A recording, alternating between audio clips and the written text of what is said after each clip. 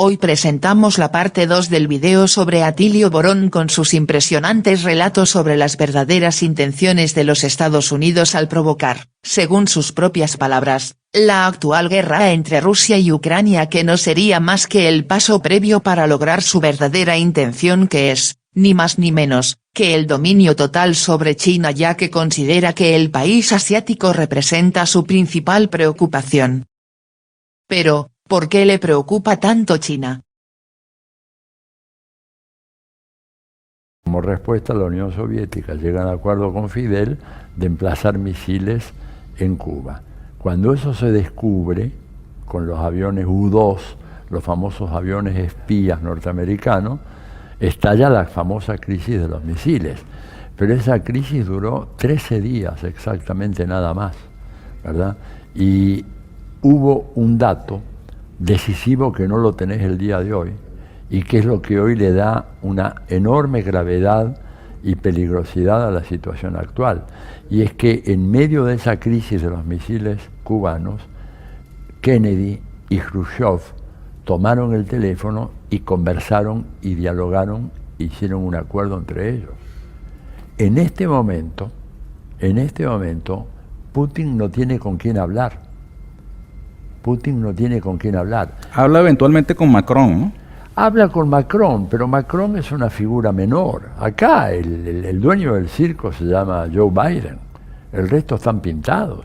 Los gobiernos europeos han caído en el mayor descrédito. Ernesto, debo decirte lo siguiente. Compárame tú, aún el gobierno más arrastrado y neocolonial de un pequeño país de Centroamérica, el Caribe o Sudamérica, comparado con Alemania, ese pequeño país latinoamericano es un dechado de virtudes comparado con estos grandes países y estos grandes gobiernos que se han puesto de rodillas, dispuestos a sacrificar Europa, sobre todo Ucrania, pero también les va a caer a ellos con tal de ponerse bajo el paraguas protector de Estados Unidos, cayendo en una locura paranoica pensando que lo que quería hacer Rusia era conquistar Europa.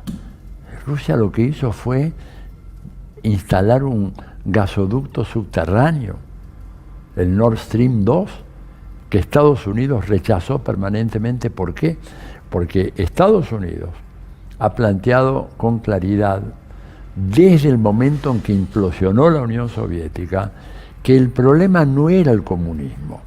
Esto lo dijo un canalla llamado Paul Wolfowitz, ¿verdad? Que fue, recordarás, el segundo en el Departamento de Defensa, o sea, en el Pentágono de Estados Unidos. Cuando se derrumba la Unión Soviética, Wolfowitz, que entre paréntesis es un ciudadano israelí norteamericano, no es tan solo estadounidense, elabora un documento llamado Guidelines para la nueva política exterior, o sea, orientaciones para la nueva política exterior.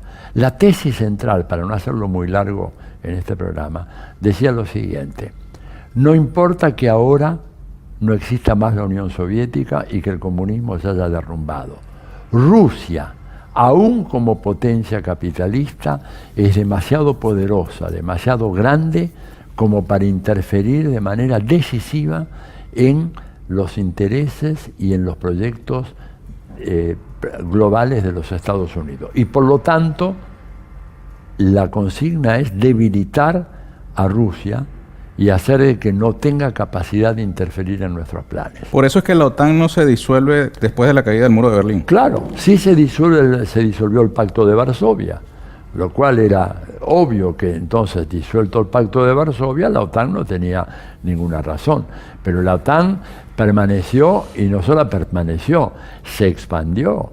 La OTAN pasó de tener 14 miembros a 30, ¿te das cuenta? Y además pasó de estar lejos de la frontera rusa a estar encima de la frontera rusa, ¿verdad? Y sobre todo ahora, si es que Suecia y Finlandia, Suecia y Finlandia cometen el error garrafal de incorporarse a la OTAN, vas a tener a toda Rusia cercada desde el mar Báltico hasta el mar Negro, con solo dos enclaves que todavía no están en manos de la OTAN. Uno es Bielorrusia, que es una aliada fundamental de Rusia, y lo otro es Ucrania. No te vayas, es importante que veas este video hasta el final ya que te explicaremos los verdaderos motivos que provocan lo que está pasando y que involucra no solo a Rusia y China sino también al resto del mundo. Preocupación. La idea de ellos es fragmentar a Rusia, tener una república siberiana, una república caucásica, una república en la zona de Moscú, acabar con esa y luego de eso ir por China, porque el objetivo fundamental es China. Esto lo dijo y lo escuchó el comandante Chávez en Mar del Plata.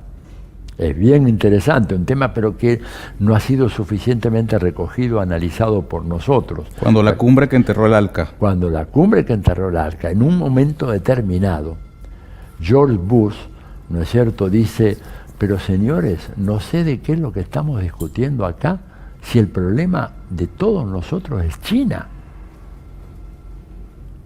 El problema de todos nosotros es China, ya lo venía diciendo Bush en el 2005. No porque Bush fuera una lumbrera, sabemos que no lo es, pero porque los asesores le dijeron acá, el problema grave, una vez que tenemos controlado Rusia, es China, tenemos que ir por China.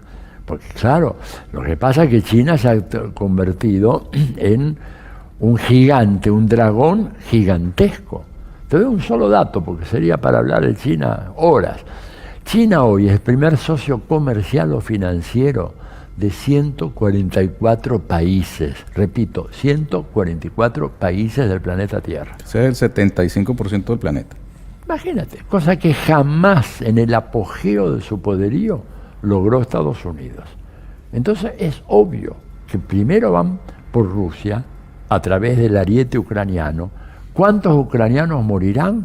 ¿Qué les importa? No les importa nada. A Estados Unidos no les importa nada y a los gobiernos europeos tampoco, porque ellos no pueden ignorar, ¿no es cierto?, que si siguen alimentando, ¿no es cierto?, con armas, pertrechos militares, mercenarios reclutados por los gobiernos europeos y el gobierno de Estados Unidos, enviados allá a pelear, saben de que eso va a producir una carnicería gigantesca y no pueden ignorar de que Rusia apenas ha movilizado, según Pepe Escobar, que es uno de los estudiosos más importantes de este tema, un brasileño dedicado a asuntos euroasiáticos hace 30 años, lo que Escobar decía en una nota reciente es que Rusia, contrariamente a lo que se dice en la prensa occidental, apenas ha movilizado el 10% de su potencial bélico en Ucrania, con lo cual ha hecho un desastre, ¿no es cierto? Y imagínate si esta gente se lanza a atacar de nuevo. Ahora, ya redondeando la respuesta a tu pregunta, ¿estamos en peligro de una guerra nuclear? Y sí, el último artículo de Noam Chomsky, que salió hace 3 o 4 días, lo publicó La Jornada en México, lo publicó Página 12 acá, se encuentra por todas partes, y Noam está ahí planteando la tesis de que, bueno, puede haber un desenlace nuclear, dice, porque si a Putin no le admiten lo que él viene planteando, que es una negociación diplomática que garantice la seguridad territorial de todos los países, y no solo de unos pocos. Y si no se admite que Rusia tiene derecho a la seguridad nacional también, bueno, no va a tener más remedio que descargar su artillería más pesada, y probablemente lo que se llaman armas nucleares tácticas, que no son tremendamente letales como las bombas atómicas de Hiroshima y Nagasaki, pero que de todas maneras van a provocar una reacción. Y esto es un juego, ¿verdad?, una escalada que no se sabe dónde termina.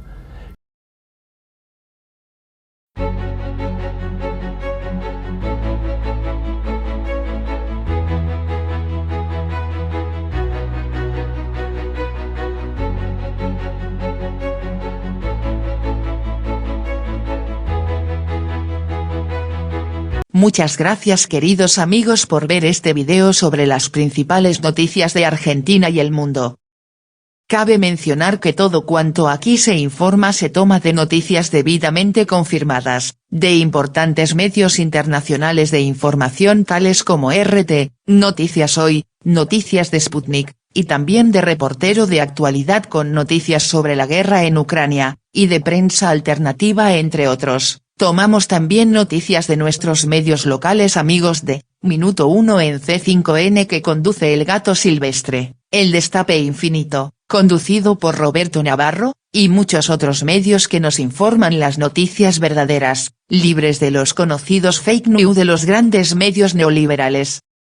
Si quieres seguir recibiendo nuestras noticias te sugerimos que te suscribas a nuestro canal de La Voz te informa en la cara oculta de las noticias, y nos ayudes con un dedito hacia arriba. Muchas gracias.